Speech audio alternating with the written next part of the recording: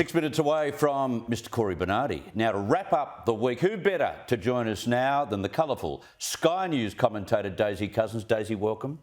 Thank you so much for having me, Chris. Great to be here. Good to have you in the studio. I had something to say at the start of the program about this PETA mob, the animal lib mob, trying to push women to impose a sex ban on their meat-eating men. Apparently, our love of meat is adding to greenhouse gas emissions, but so does sex. Like, some things are untouchable. Leave us alone. Well, I'll tell you what else. Hairspray also isn't great for greenhouse gases. And with the amount that I actually put in my hair before I came on the show tonight, I reckon I rival about 3 men's meat consumptions. There are a number of things there to consider. Look, this sex ban stuff from sort of eco-feminists, like, it isn't new. Alyssa Milano led a campaign a couple of years ago in the US, actually.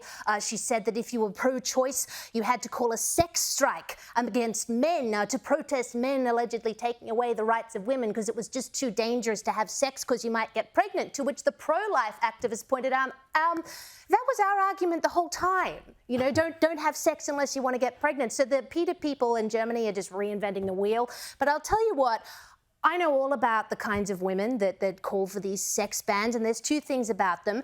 They have massive egos and they know nothing about men. And the reason we know they know nothing about men is because they're buying into a very negative cultural stereotype that men are simply the sum of their carnal urges. And they think all men want to do is have sex, and it's not true. Men are deep and sensitive with interests. So yeah, they've got no idea about men. And of course they have massive egos because they think that men are going to care that they're calling for a sex ban. They must think that every man in the world wants to have sex with them if they think it's going to have some effect. You should be the president of our association. As the official period of mourning for the late Queen comes to an end, sadly, the ugly saga of the Sussexes has reared its head lately. Again, a new book is detailing how disappointed the late Queen was in the actions of Meghan and Harry, and how Meghan snubbed Camilla, now Queen Consort, who actually attempted to offer a helping hand to her. The more we hear about this woman, the more we're all vindicated about what we think of her. Oh, completely. I mean, I can't wait to read this book. I think it's going to be absolutely phenomenal.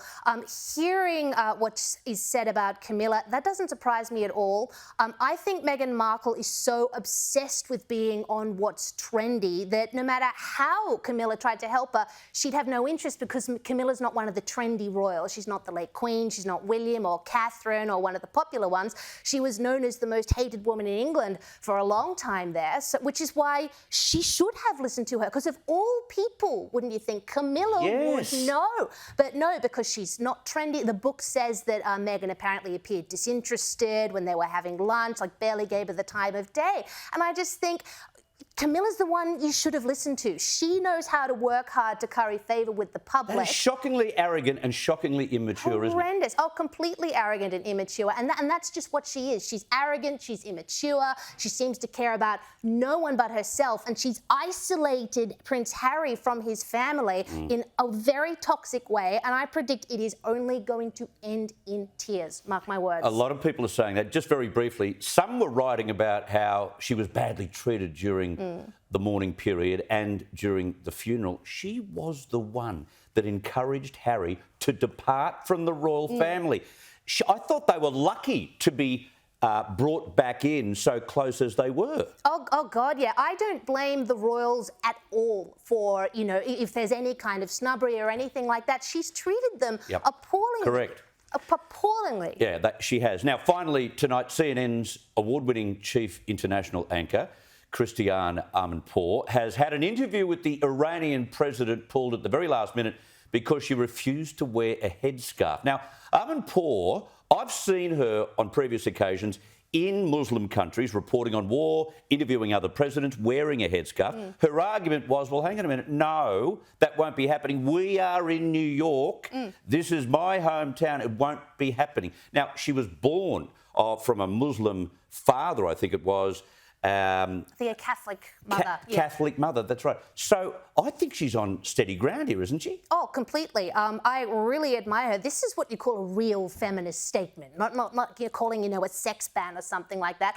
Good for her. As she said, there's no requirement in New York. She doesn't choose to wear one. As she pointed out, she's interviewed other Iranian presidents outside of Iraq and she hasn't had to wear one. And as the aide said, it's because of the current protests in Iraq that she said she needed to wear one. That's why I didn't raise that yet, because I'm wondering how linked it is, because there were the women who are protesting about the death of a woman who was caught in custody for not wearing the hijab right, and she died, and they are doing the right thing. They are outraged by this. I wonder whether there's a connection. No. I think there could be. Right. I think there could be. I think maybe the Iranian president really wants to crack down internationally on his image, and this wonderful journalist just was not having it. And massive respect to her for that. Yeah. Hugely good. Done. Well done. It's not like as if she hasn't worn a scarf before. No. That's the point. Exactly. Daisy Cousens, have a great weekend. We'll be watching on Sunday. Thanks so much, Chris. Good stuff. Daisy Cousens there.